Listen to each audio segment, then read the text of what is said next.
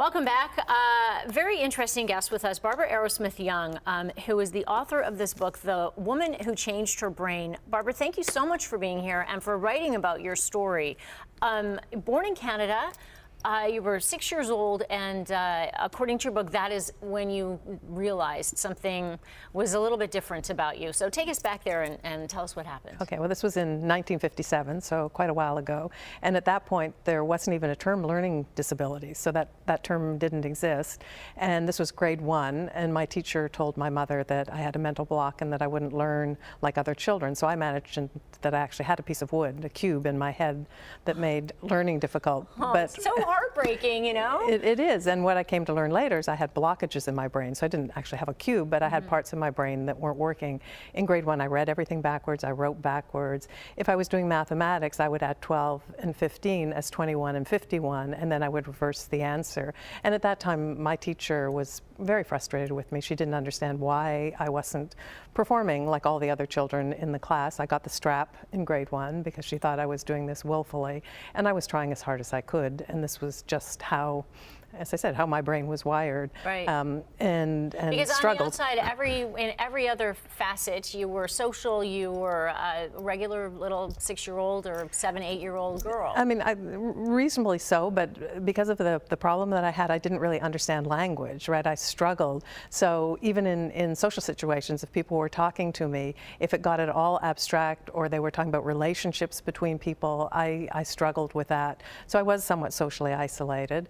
And I had another area of difficulty. The whole left side of my body, I didn't know where it was in space, so I was very clumsy, and so nobody wanted me on the sports team. So I struggled academically, I struggled athletically, and somewhat socially as well. So it wasn't really a happy time growing up.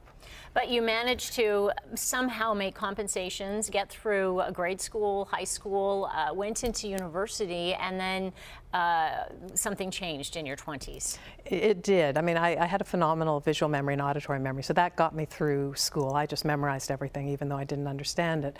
And in my 20s, I remember it very well, it was August of 1977, I came across a book that changed my life.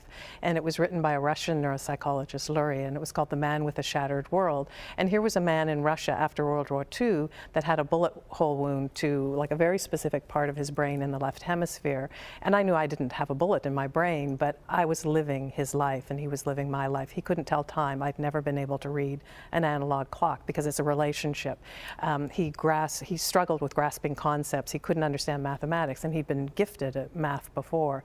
So now I knew it was part of my brain that wasn't working. And then there was research coming out of Berkeley in California looking at neuroplasticity and the concept that we all know now that our brain is capable of change. And when I was growing up, the belief was your brain is fixed. If you have a problem, you live with it. Well, here was now indication with rats that you could actually change your brain. And I kind of had to believe that humans had more neuroplasticity than rats. So I created my first exercise for myself to stimulate my brain.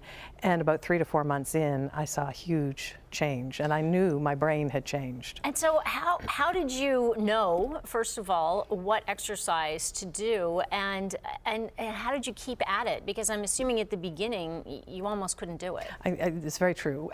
Well, I read Lurie's work, and he was studying the brain, and he talked about people with that difficulty couldn't tell time. So I thought I'll create my first exercise using clocks. Not that I wanted to get better at telling time, but I wanted to process relationships. And what is a clock? But you have to understand the relationship between the hour and minute hand. And I had to have a friend help me because I couldn't read a clock. But eventually I started to be able to do it, and I got faster and more accurate, and then added a third hand and then a fourth hand because I wanted to force my brain to process more difficult relationships. And by the time I had finished that 4-handed clock, I could listen to things and understand them. I could read things and understand the first time I read, whereas before I might have to read something 20, 30, 40 times, which was really inefficient. And to get through school, I worked 20 hours a day and slept 4 hours a night. And now all of a sudden I could understand things in what I call real time, whereas before I lived in a fog, I lived in what I called lag time. I was hours behind everybody else in processing information, and now I could do it as it unfolded. It was remarkable. Amazing. Yeah, well, and so where did you go from there? I decided then to create exercises for that part of my body that was really uncoordinated, and now I can actually play sports. I'm not uncoordinated. I don't bang into things.